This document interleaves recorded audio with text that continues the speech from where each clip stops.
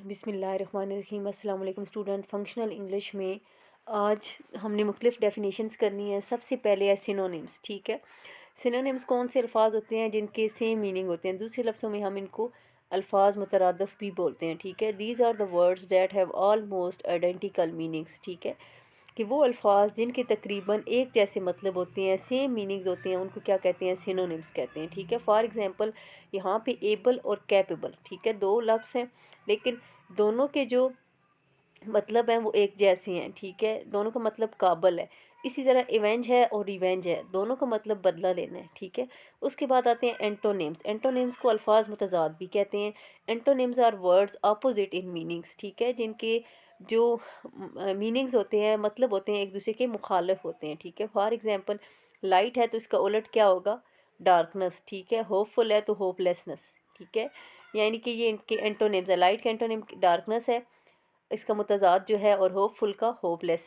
ठीक है, उसके बाद आते हैं homonyms. Homonyms is a word with same pronunciation as another but with a different meaning, origin, usually spelling. ठीक है, कि होमोनिम कौन से अल्फाज हैं जिनकी बोलने में प्रोनाउंसिएशन सेम है। ठीक है, लेकिन उनके मीनिंग भी डिफरेंट है और उनके स्पेलिंग भी। फॉर एग्जांपल यहाँ पे वीक है। ठीक है, दोनों वीक बोलने में वीक ही हैं, लेकिन जो दोनों की स्पेलिंग है वो भी डिफरेंट, उनमें भी डिफरेंस है। और जो मीनिंग है, पहले वीक के लिए क्या हफ्ते के लिए बोला जाता है, दूसरा वीक कमज़ोर के लिए। ठीक है, यहाँ पे प्रिंसिपल है, दोनों की जो प्रोनाउंसिएशन है प्रिंसिपल ही है, स्पेलिंग में भी डिफरेंस है और साथ मीनिंग भी।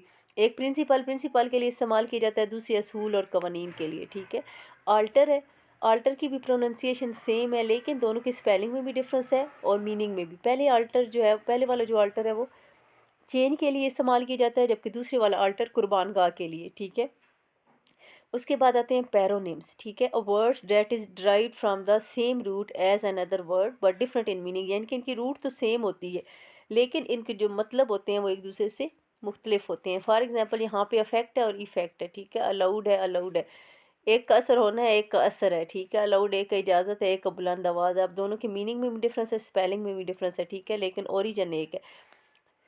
हेट्रोनिम्स क्या होते हैं, two or more words with same spelling but different pronunciation and meanings are different are called heteronyms. ठीक है, हेट्रोनिम्स क्या होते हैं जिनके स्पेलिंग सेम होते हैं लेकिन उनकी प्रोनाउंसिएशन और जो मीनिंग्स हैं, मतलब है, वो मुख्तलिफ होते हैं। फॉर एग्जांपल यहाँ पे प्रेजेंट है। ठीक है, दोनों की स्पेलिंग सेम है। ठीक है, और यहाँ पे इसकी तो प्रोनाउंसिएशन दोनों की सेम है। ठीक है, लेकिन मीनिंग मुख्तलिफ है, एक का हाजिर है और एक का तोहफा। लेकिन जो मिनट है और माइन्यूट, ठीक है, माइन्यूट किसके लिए इस्तेमाल किया जाता है, मुख्तसर, और मिनट जो है वो मिनट के लिए इस्तेमाल किए जाते हैं। ठीक है, इस तरह इनकी प्रोनाउंसिएशन जो है वो भी डिफरेंट है और जो मीनिंग है वो भी डिफरेंट है। ठीक है, और इनके स्पेलिंग जो है वो सेम है, वो क्या है, हीट्रोनिम्स है। उसके बाद आते हैं acronyms. And acronym is a word form from the initial letter of a name or by combining initial letter of a series of words. ठीक है, कि जो जब हम एक हमारे पास कोई भी स्टेटमेंट होती है, सीरीज़ ऑफ वर्ड्स होती है, तो उसकी एब्रीवेशन के लिए, उसको शार्ट करने के लिए जो उसके इनिशियल लेटर होते हैं उनको डॉट के पास से जो है वो कैपिटल अल्फाज में लिखा जाता है। जैसे यहाँ पे यूएसए किसके लिए, stand for United States of America. ठीक है, इसी तरह UK stand for United Kingdom. ठीक है, अब उसके बाद आती है prefix. A syllable places at the start of a word to form a new word is called a prefix. ठीक है, कि वो सिलेबल जो किसी भी लफ्ज़ के शुरू में लगाई जाती है। ठीक है, एक नया लफ्ज़ बनाने के लिए, उसको क्या बोलते हैं, प्रीफिक्स। जैसे कि नाम से ज़ाहिर है, प्री पहले, इसलिए वर्ड से पहले शुरू में लगाई जाती है। यहाँ पे जैसे डिसप्लीज है, डिसलाइक है। ठीक है, इसमें डिस जो है वो क्या है, प्रीफिक्स है। अनईजी है, अनलाइक में अन जो है वो प्रीफिक्स है। इस तरह मिस्टेक और मिसफॉर्चून में जो मिस है वो प्रीफिक्स है। उसके बाद आती है सफिक्स। ठीक है, a syllable place at the end of a word to form a new word is called a suffix. ठीक है, अब प्रीफिक्स जो थी वो लफ्ज़ के शुरू में लगाई जाती, लेकिन जो सफिक्स है वो एंड पे लगाई जाती है। Helpful, respectful. ठीक है, अब हेल्पफुल क्या है, इसमें फुल क्या है, सफिक्स है। रिस्पेक्टफुल में फुल क्या है, सफिक्स है। ठीक है, यहाँ पे डिसलाइक और अनलाइक, इन दोनों में जो लाइक है वो क्या है, सफिक्स है। यूज़लेस और सेल्फलेस में लेस क्या है, सफिक्स है। ठीक है, उसके बाद आती है punctuation. The right use of pauses, points and stops in a sentence is known as punctuation. की अल्फाज में मुख्तलिफ जो स्टॉप्स होते हैं, डॉट होते हैं, वक्फे होते हैं, उनमें जो है इनका सही तौर पे जो इस्तेमाल होता है वो क्या कहलाता है? पंक्चुएशन कहलाता है। फॉर एग्जांपल फुल स्टॉप क्या होता है? इट मार्क्स द लार्जेस्ट पास। ये सबसे लंबे वक्फे के लिए के बाद लगाया जाता है, यानी कि जब भी पूरी हमारा कोई जुमला कंप्लीट होता है तो उसके एंड पे हम फुल स्टॉप लगाते हैं, ठीक है। उसके बाद है comma, it marks the shortest pause, ठीक है, कि ये छोटे से वक्फे के लिए इस्तेमाल करते हैं। फॉर एग्ज़ाम्पल अगर हम कहते हैं कि the umbrella has white, red, blue, yellow, green and grey colour, ठीक है। जब पहले हम लिखेंगे वाइट, रेड, येलो, तो इनके दरमियान हम क्या लगाएंगे? कॉमा, ठीक है। ये छोटे वक्फे के लिए इस्तेमाल किया जाता है। सेमी कॉलम, कॉलन क्या है जी? It marks longer pause than comma, यानी कि कॉमे से थोड़ा सा लंबा वक्फे के लिए इस्तेमाल किया जाता है। कॉलन क्या है? It marks more complete pause than a semi colon. Semi colon से थोड़ा सा ज़्यादा वक्फे के लिए हम किसको इस्तेमाल करते हैं? कॉलन को। क्वेश्चन मार्क क्या होता है? It is used after a direct question. Direct question के बाद, सवाल के बाद हम किसको इस्तेमाल करते हैं? क्वेश्चन मार्क को, ठीक है। Exclamatory mark, it is used after interjections and phrases. Phrases के बाद कोई भी या इंटरजेक्शंस जो होती हैं, जैसे अगर मैं कहती हूँ hurrah they have one the match, ठीक है। हुर्रा के बाद क्या आएगा? एक्सक्लेमेशन मार्क आएगा, इंटरजेक्शन आएगी, ठीक है, एक्सक्लेमेटरी मार्क आएगा।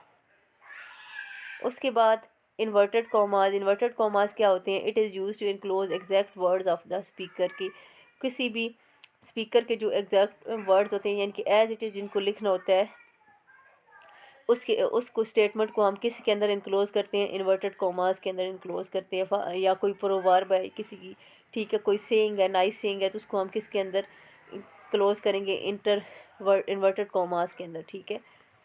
उसके बाद आती है प्रोवर्ब। प्रोवर्ब क्या होती है? A well known phrase or sentence that gives a advice or say something that is generally true, यानी कि वो फ्रेज़ या जुमला जो किसी नसीहत को बयान करता है या ऐसा इस सच्चाई जो जनरली यानी कि आलमगीर लिहाज से यूनिवर्सल ट्रूथ हो, ठीक है, तो उसको क्या कहते हैं? प्रोवर्ब कहते हैं। For example do good have good, greed is a curse. यहाँ पे कुछ और भी आ सकता है, honesty is the best policy, यानी कि नाइस सेइंग कोई भी या एडवाइस, वो क्या होती है? प्रोवर्ब होती है। ईडियम क्या है जी? A group of word whose meaning is different from the meaning of individual word, ठीक है।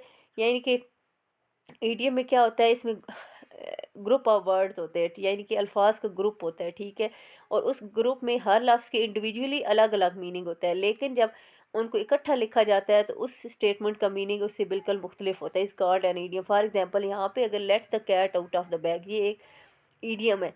अगर हम इस अलग अलग हर लफ्ज़ का जुमला इसका मीनिंग निकालें तो क्या होगा कि बिल्ली को जो है वो कैट को बैग से बाहर निकलने दो, ठीक है, लेकिन इसका क्या मतलब है? Means to tell the secret by mistake. इसका क्या मतलब है? कि गलती से अपना सीक्रेट जो है वो बता देना। या बेड ऑफ रोजेज़, वैसे बेड जो है वो बिस्तर के लिए और रोजेज़ फूलों के लिए, ठीक है, तो क्या है? फूलों की सेज मुहावरतन के तौर पे जब हम इस्तेमाल करते हैं तो इसका क्या मतलब है? Life is not a bed of roses, की ज़िंदगी फूलों की सेज नहीं है, इसका ये मतलब नहीं। इसका मतलब है कि ज़िंदगी आसान नहीं है, ठीक है। बेड ऑफ रोजेज़ का मतलब क्या है? आसानी, ठीक है। वन वर्ड सब्स्टिट्यूशन क्या है? एक लफ्ज़ के में पूरी स्टेटमेंट का जो मुतबादल होता है उसके लिए। It means to replace many words with a one word, की मुख्तलिफ अल्फाज को सिर्फ एक लफ्ज़ से। यहाँ पे जैसे one who is present everywhere. अब अल्लाह ताला की ज़ात के लिए क्या है? ओमनी प्रेजेंट, कि अल्लाह ताला हर जगह मौजूद है, ठीक है। अ man who is not married, उसके लिए सिंपल हम एक ही वर्ड इस्तेमाल कर लेते हैं, बैचलर। या एक और अगर मैं यहाँ पे एग्जांपल देती हूँ कि फिलंथ्राप। फिलंथ्राप एक लफ्ज़ मैंने इस्तेमाल किया है, किसके लिए? फिलंथ्राप उस शख्स के लिए इस्तेमाल किया जाता है जो लोगों से मोहब्बत करता है। अ man who loves his fellow being is called अ, उसके लिए हम क्या लिखेंगे? फिलंथ्राप। या a man who hated is fellow beings, ठीक है, जो दूसरे इंसानों से नफरत करता है उसके लिए हम क्या कहते हैं? मिज़anthrope कहते हैं। एक ही लफ्ज़ इस्तेमाल किया, यानी कि बहुत से अल्फाज के लिए। अब मैंने ये नहीं कहा अ man who loves his fellow being, उसकी जगह मैं सिर्फ ये कह दूंगी फिलंथ्राप, ठीक है। या a man who hated is people, ठीक है, उसकी जगह सिर्फ मैं एक ही लफ्ज़ इस्तेमाल कर लूँगी, मिज़anthrope। या यहाँ पे one who is present everywhere की जगह मैंने क्या लगा दिया? Omnipresent. या a man who is not married की जगह सिंपल हमने क्या लगा दिया? बैचलर, ठीक है। That's all.